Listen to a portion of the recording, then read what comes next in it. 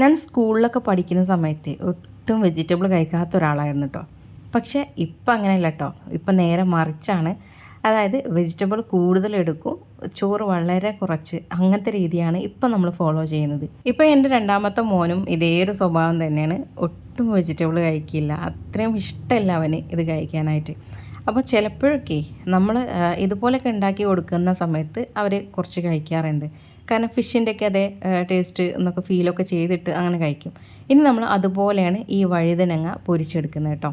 എങ്ങനെയാണ് നമുക്ക് നോക്കാം അല്ലേ. ഞാനിവിടെ 2 വലിയ വഴുതനങ്ങയാണ് കേട്ടോ എടുത്തേക്കുന്നത്. അത് അത്യാവശ്യം ഒരു കനത്തിൽ നമ്മൾ ഇതുപോലെ കട്ട് ചെയ്തെടുക്കണം. ഭയങ്കരമായിട്ട് ചെറുതാക്കണ്ട, അങ്ങനെ ആകുമ്പോൾ അത് ഇങ്ങനെ ഉടഞ്ഞു പോകുന്ന ഒരു പാചകമാവും 2 ഭാഗം ഇങ്ങനെ ഫ്രൈ ആയിട്ട് വരുമ്പോൾ. എന്നാൽ ഈ ഒരു കട്ടിക്ക് നമ്മൾ എടുക്കുമ്പോഴേ നല്ല ക്രിസ്പി ആയിട്ട് തന്നെ നമ്മൾ ഫ്രൈ ചെയ്താൽ കിട്ടും. അപ്പോൾ ഞാൻ എങ്ങനെയാണ് ഇതുപോലെ നല്ല ക്രിസ്പി ആയിട്ട് വഴുതനങ്ങ ഫ്രൈ ചെയ്തെടുക്കുന്നത് നോക്കാം അല്ലേ.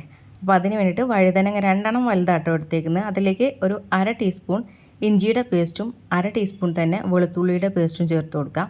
ഒരു 1/4 ടീസ്പൂൺ മഞ്ഞൾപ്പൊടി ചേർത്ത് കൊടുക്കാം. ഒരു 1/4 ടീസ്പൂൺ പെരുംജീരകത്തിൻ്റെ പൊടിയും 1/2 ടീസ്പൂൺ മല്ലിയുടെ പൊടിയും ചേർത്ത് കൊടുക്കാം. പിന്നെ മുളക് പൊടി 1/2 ടീസ്പൂൺ ഞാൻ ചേർത്തിട്ടുണ്ട്. ഉപ്പ് ചേർത്ത് കൊടുക്കാം. വെജിറ്റബിളാണ്, ഒരുപാട് ഉപ്പിടരുത് കേട്ടോ. പിന്നെ ഒരു 2 തണ്ട് കറിവേപ്പില ചേർത്ത് കൊടുത്തിട്ടുണ്ട്. 1 ടീസ്പൂൺ വിനാഗിരി കൂടെ ചേർത്ത് കൊടുത്തിട്ടുണ്ട്. പിന്നെ നമുക്കിതിലേക്ക് ഒരു 2 ടേബിൾ സ്പൂണോളം മൈദ കൂടെ ചേർത്ത് കൊടുക്കുക കേട്ടോ. ഇനി നമുക്കിത് നന്നായിട്ടൊന്ന് കുഴച്ചെടുക്കണം. അപ്പോൾ കുഴച്ചെടുക്കാൻ വേണ്ടി ഇച്ചിരി വെള്ളം കൂടെ നമ്മളിതിലേക്ക് ചേർത്ത് കൊടുക്കുക. കാരണം വേറെ ഒന്നുമല്ല, നമ്മളിതിലേക്ക് മൈദ ഇടുമ്പോൾ അതിങ്ങനെ കുറച്ചൊരു സ്റ്റിക്കി ആയിട്ട് നിൽക്കും. അപ്പോൾ നമുക്കിത് കറക്റ്റായിട്ട് കിട്ടണമെങ്കിൽ ഇച്ചിരി വെള്ളം കൂടെ നമ്മൾ ചേർത്തിട്ട് വേണം ഇതൊന്ന് മസാല തേച്ച് പിടിപ്പിക്കാനായിട്ട് കേട്ടോ. അപ്പോൾ നിങ്ങൾക്ക് ആദ്യം തന്നെ മൈദ ഇടുമ്പോൾ അതുപോലെ തേച്ച് പിടിപ്പിക്കാൻ ബുദ്ധിമുട്ടുണ്ടെങ്കിൽ ആദ്യം മസാല പോലെ ഒന്ന് പിന്നെ മൈദ ഇതിലേക്ക് പരട്ടി എടുത്തതിന് ശേഷം പിന്നെ നമ്മൾ മൈദ ഇട്ടിട്ട് കുഴച്ചാൽ നമുക്ക് ഈസി ആയിട്ട് ചെയ്തെടുക്കാൻ പറ്റും കേട്ടോ. ഇനി നമുക്കിത് ഫ്രൈ ചെയ്യാൻ വേണ്ടിയിട്ട് നോക്കാം. ഞാനിവിടെ നോൺ സ്റ്റിക്കിൻ്റെ പാനാണ് എടുത്തേക്കുന്നത്. നമ്മൾ എങ്ങനെയാണോ മീനൊക്കെ ഫ്രൈ ചെയ്തെടുക്കുന്നത് അതുപോലെ എങ്ങനെയാണ് നമ്മളിതും ഫ്രൈ ചെയ്തെടുക്കുന്നത്. ചിലയിടത്തൊക്കെ മീൻ നല്ല ഡീപ്പ് ഫ്രൈയിൽ തന്നെയാണ് ചെയ്തെടുക്കുക. പക്ഷെ നമുക്ക് വഴുതനങ്ങ എന്തായാലും അങ്ങനെ ചെയ്യേണ്ട, ഇങ്ങനെ ചെയ്യുന്നതാണ് കേട്ടോ ഇതിൻ്റെ ആ ഒരു ടേസ്റ്റ് വരുന്നത്.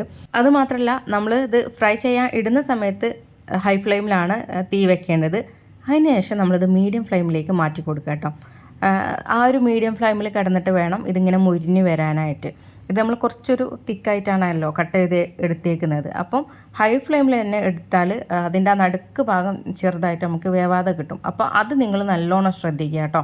മീഡിയം ഫ്ലെയിമിലേക്ക് ആക്കാം. എന്നിട്ട് ഒരു ഭാഗം അതിന് ശേഷം തിരിച്ചിട്ട് കൊടുക്കുക. എന്നിട്ട് മറ്റേ ഭാഗം അതുപോലെ തന്നെ നമ്മൾ മീഡിയം ഫ്ലെയിമിലിട്ടിട്ട് ഫ്രൈ ചെയ്തെടുക്കുക.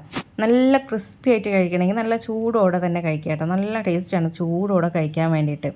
അപ്പോൾ നമ്മുടെ മക്കളെ സ്കൂളിലേക്ക് ഇതുപോലെ മീനൊക്കെ കൊണ്ടുപോകാൻ മടിയുള്ളവരൊക്കെ ഉണ്ടാവില്ലേ, അങ്ങനെയുള്ളവർക്ക് ഇതുപോലെ ഒന്ന് പൊരിച്ച് കൊടുത്ത് നോക്കൂ കേട്ടോ. നല്ല ടേസ്റ്റാണ്, നല്ല ക്രിസ്പി ആയിട്ട് കിട്ടുന്ന ഒരു വഴുതനങ്ങ ഫ്രൈ ആണ്.